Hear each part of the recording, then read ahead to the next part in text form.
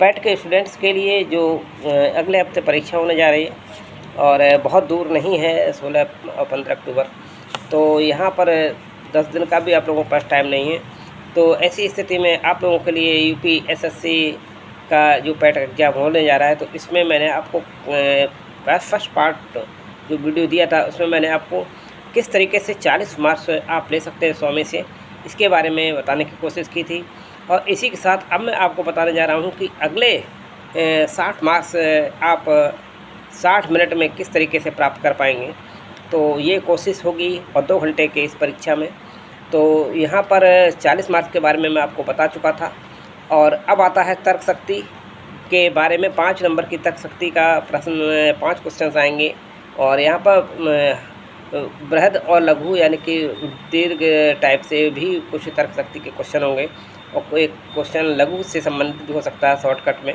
क्रम के बारे में रैंकिंग होती है इसके, और रिलेशन वाले जो सवाल होते हैं, ये घड़ी है, घड़ी कैलेंडर, ये सारे।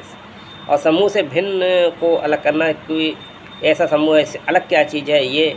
और कारण और प्रभाव, कोडिंग, डिकोडिंग, और संख्याओं के, अक्षरों के, और निगमात्मक तर्क वाले, और कथन विश्लेषण एवं निर्णय के क्वेश्चंस। ये 5 क्वेश्चंस आपके सिलेबस में बताए जाते हैं। तो इसको अगर आप करेंगे तो आपको ज़रूर मिलेगा इसमें 5 क्वेश्चन। और सामयिकी भी भारत और वैश्विक आपके कोर्स में है, तो यहाँ 5 नंबर या 10 नंबर का कोर्स आ सकता है। सामान्य हिंदी से आपको 5 मार्क्स मिल सकते हैं। तो संधि है, विलोम, पर्यायवाची, वाक्यांश और एक शब्द जिनके लिए लिया जाता है, लोकोक्तियाँ हैं, समान अशुद्धियाँ हैं, और लेखक और रचनाएं गद्य पद्य की, ये आपके सिलेबस में आती हैं। तो यहाँ भी आपको 5 नंबर आप खींच सकते हैं। सामान्य अध्ययन, सामान्य अंग्रेजी जो है, तो ये भी अंग्रेजी व्याकरण में आएगा। अपठित पद्यांश होगा, यहाँ पर आप 5 नंबर खींच सकते हैं। अपठित पद्यांश को अगर ध्यान से दे दिया तो ये आपके नंबर नेगेटिव मार्किंग में नहीं जाएंगे, यहाँ भी आप सही क्वेश्चन कर पाएंगे। सामान्य विज्ञान में आप प्रारंभिक भौतिकी जो आपने पढ़ी हुई है हाई स्कूल लेवल तक, और रसायन और जीव विज्ञान जो भी पढ़ा, इसके बारे में आपको थोड़ा सा ज्ञान होना चाहिए। तो ये भी 5 नंबर का आपका सिलेबस में आएगा। प्रारंभिक गणित भी 5 नंबर का आएगा। पूर्ण संख्या और भिन्न है, दशमलव है, परसेंटेज के सवाल हैं, साधारण अंकगणित, समीकरणें, वर्गमूल, वर्ग, घातांक, घात और औसत इत्यादि के सवाल जो हैं, सारण ब्याज के सवाल, ये आपके सामने भी क्वेश्चन आ सकते हैं। तो 5 नंबर में। और भारतीय संविधान और लोक प्रशासन से भी संबंधित, क्या संविधान क्या है, और नीति निर्देशक तत्व, मौलिक अधिकार, संसदीय प्रणाली, संघ और केंद्र शासित प्रदेश, केंद्र राज्य संबंध, न्यायिक ढांचा, सुप्रीम कोर्ट क्या, हाई कोर्ट क्या है, और ये जिला प्रशासन का, स्थानीय निकाय क्या होता है, पंचायती राज क्या है, और ये सब आपके 5 नंबर के कोर्स में। इसके अलावा 5 नंबर में आपका आएगा ऑपरेशन फ्लड है। 1991 में आर्थिक सुधार क्या थे बात की, उसके बाद अर्थव्यवस्था क्या हुई थी, और 2014 के बाद की, और आज़ादी के पश्चात के पीरियड की, और ये ढांचा, क्रम, आर्थिक जुगाड़, और जीएसटी पर भी क्वेश्चन आएगा आपके सिलेबस में।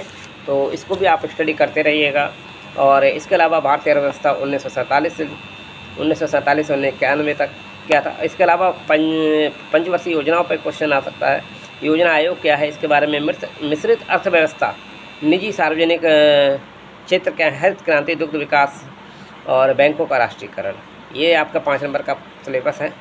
5 नंबर में आपको मिल सकते हैं पर्वत, मरुस्थल, वन, खनिज, जलवायु और टाइम जोन। ये जनसंख्या के संबंध में भी क्वेश्चंस आपके सिलेबस में हैं, तो ये भी 5 नंबर आप यहाँ से प्राप्त कर सकेंगे। भूगोल है, भूगोल का भी एक पार्ट है 5 नंबर में, जहाँ नदियाँ, घाटी, भूजल क्या है, जलवायु, मौसम का, टाइम जोन, ये मैं बता ही चुका था पहले। इसमें थोड़ा सा रह गया था, प्रवास है, स्वदेशी और सविनय अवज्ञा आंदोलन था उधर पहले वाले पार्ट में। तो ये सारा का सारा आप देख लेंगे।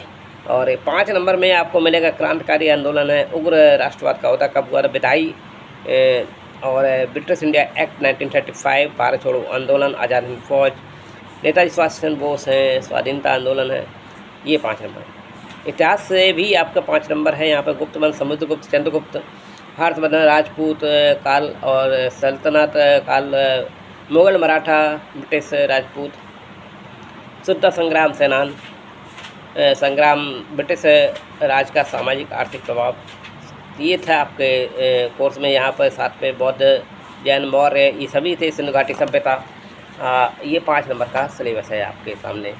तो इस तरीके से आप फोकस कीजिएगा और 10वीं पास से लेकर के ये सभी बच्चे जो भी इंटर में हैं, ये और बड़ी एजुकेशन प्राप्त हैं, वो सभी लोग इसे ज्वाइन करके और अपना भविष्य सुधार सकते हैं। और हर हालत में आपको टारगेट 75 से लेकर के 85 तक पहुंचाना ही होगा।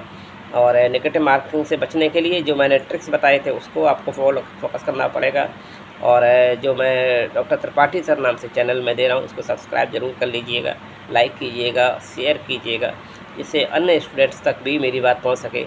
और 9th पास बच्चे जो 8th से शुरुआत करते हैं, वो अभी से अगर तैयारी 2 साल कर लेंगे तो 10th पास करते ही वो भी यूपीएसएससी के लिए पात्र हो जाएंगे और आगे के लिए अपना ट्राई करेंगे।